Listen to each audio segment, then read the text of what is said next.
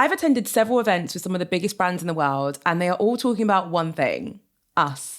Everyone is talking about us. And by us, I mean creators. The creator economy is changing. Things are going to be drastically different for all of us in 2025. So if you would like to stay ahead or get ahead next year, this is the video for you. By the way, this video is sponsored by HubSpot. More on them later. All right, let's break down all the ways that the creator economy is going to change next year, starting with one that I think will be very close to your heart: brand partnerships. Do you know the reason why I think this topic will be close to your heart? It's because studies have shown that 92% of creators earn most of their income from brand partnerships. This is a problem, by the way. That's too many of us. We need to be earning money in other ways, but we'll come on to that in a moment. The point is, the odds are that if you're watching this video, you're already earning majority of your income from brand partnerships, or if you're a newbie creator, you're planning on earning majority of your income from brand partnerships. Now, whilst brand partnerships can be lucrative, they're also changing quite drastically. For example, next year, industry experts, including myself — is that weird to call myself an expert? I've done it now, let's run with it — predict that more brands will be investing more money into brand partnerships.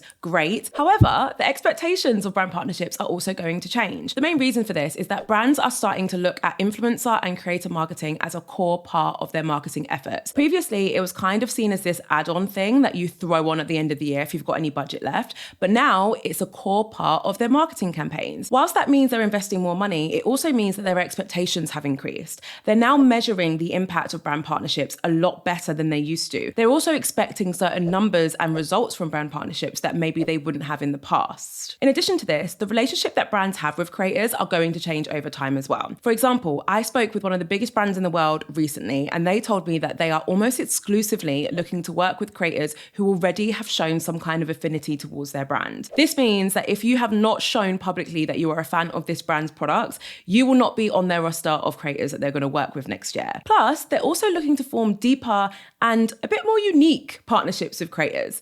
Gone are the days where they only expect a creator to post a piece of content and then they move on. Next year and beyond, they'll be looking to creators to attend their events, to speak at their events, in some cases, to even influence the products and services that the brands are creating. These are usually referred to as brand ambassadors, and I'm expecting to see more and more creators be offered the opportunity to become a brand ambassador now and in the future.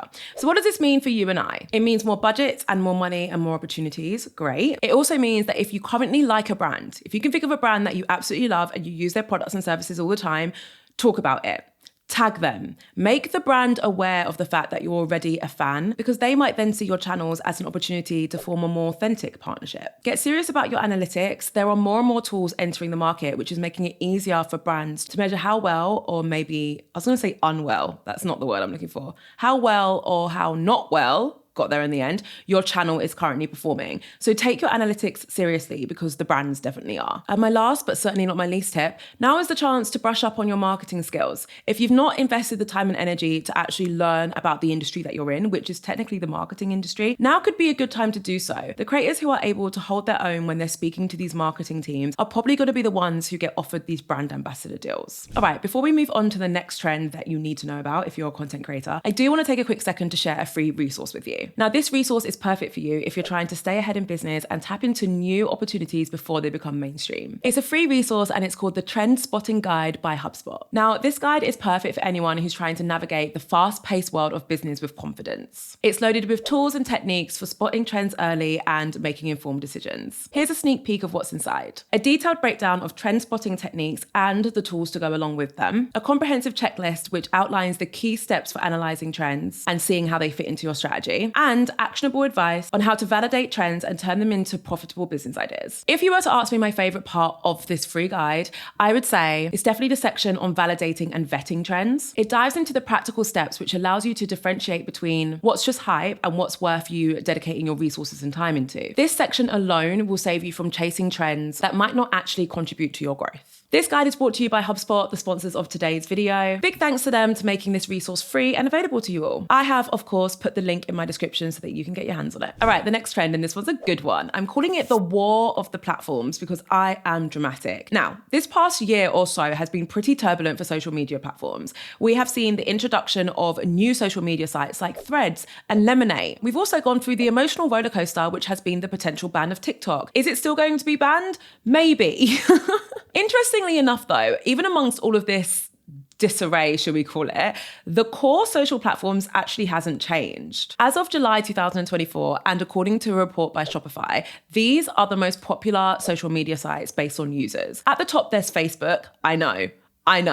I was like, huh? And I mean, I'm even millennial, so I feel like of all people, I probably should have got that was number one, but it's still number one in terms of users. Then YouTube, then WhatsApp, then Instagram, then TikTok. If you're surprised by that order, don't be, because the order drastically changes when you change some of the variables. For example, if you're gonna ask what's the most popular social media app for young people, it's TikTok. Or if you're gonna ask what's the most popular social media app based on average time spent on the platform, it would be YouTube. See what I'm saying? The point is that the core players haven't really changed. So what do I think is gonna happen next year when it comes to different social media platforms? I think there are going to be 2 core social media platforms which are going to top the charts potentially across all different variables. Might even be beating your Facebooks and WhatsApps, like who knows? Those 2 social media sites are going to be, according to me, TikTok and YouTube. TikTok, because TikTok is the most popular with young people and they are the dominant users of social media. Plus, TikTok is really making a name for itself when it comes to e-commerce. So we all know about TikTok Shop, how you can buy something in like 2 clicks. Their e-commerce offering alone is significantly more advanced and more popular than any other social media sites shopping offering, like by far. Plus, and you've probably heard this before, but TikTok is actually used as the primary search engine for young people. So when you think, where should I go for dinner?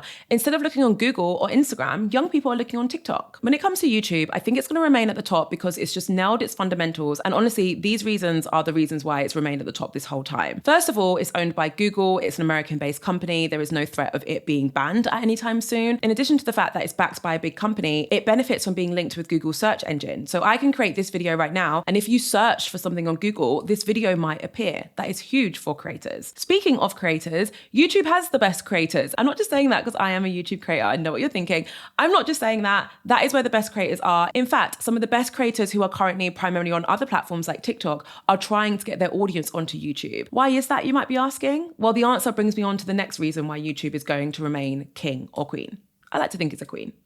And that's because YouTube pay their creators. They pay them well, they figured out how to pay them, and they've stuck with that payment method for like over 10 years. It's this method which involves them splitting their revenue with their creators, which has helped them retain and attract top creative talent to their platform. When a platform has a lot of great creators, they will have an engaged audience. If I had to throw a third social media site in there, which I think is going to really see some growth, it's going to be LinkedIn. It's a bit of a weird one for creators. Sometimes it's hard to figure out how best to use it, but they are introducing features like short form vertical video into LinkedIn feeds, and that has already resulted in a lot of creators diverting some of their energy onto the platform. I've got a rogue trend prediction for you when it comes to social media sites. I think a new app is going to launch in 2025, and I don't think it's going to take over any of the giants, but I think it's going to have its like bit of popularity next year. Whether that popularity will stick is another thing, because there's been so many new social media sites which haven't stuck around. But I do think a new app is going to have its moment next year. So let's watch this space to see which one that is. Now, you might be thinking we're moving on to the next trend, but I just need you to slow down ever so slightly, because when I said the war of the platforms, I wasn't just talking about social media. There is also a war being fought when it comes to monetization platforms for content creators. As the creator economy is growing, and also as AI is being more adopted by different companies, there are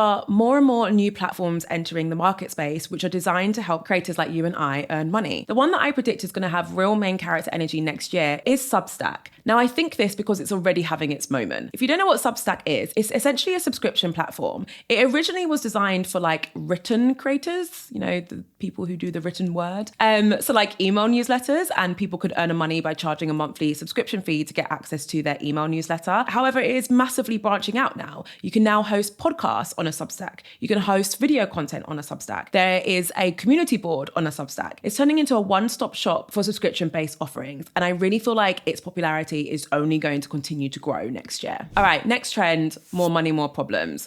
Now, do I actually believe in that phrase? Like, do we actually have more problems when we have more money? I'm not sure. I think maybe you're managing it wrong if you've got more problems with more money. The reason why this is a trend is because, as I mentioned, there's more and more money being pumped into the creator economy, and that's only going to increase. In fact, Influencer Marketing Hub predicts that the creator economy will generate $480 million in annual revenue by 2027.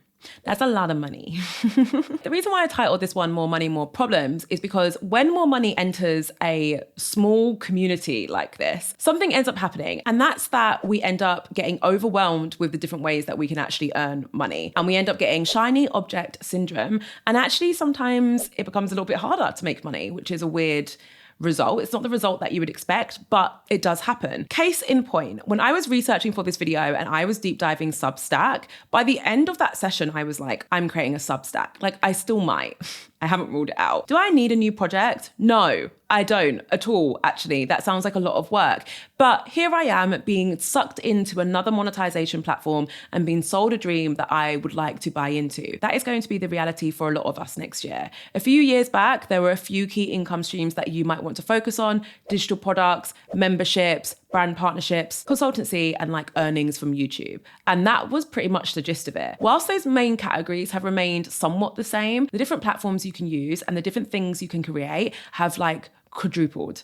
There are so many different options out there. And if you're anything like me, you're going to get decision fatigue and shiny object syndrome. The opposite to this syndrome is focus, something that I lack. So maybe both of us can go on this journey together to try and remain focused throughout 2025. But I'm not going to lie to you, I don't have high hopes that I'm not going to cave and create a Substack or something at some point. So if you see me doing that, just mind your business. Support me and keep it moving. This next trend I've called, let's talk about authenticity. I don't even want to talk about authenticity. Authenticity was the word of the year in 2023. That's how much we used to speak about it. And I hoped that maybe we were moving on from that word this year.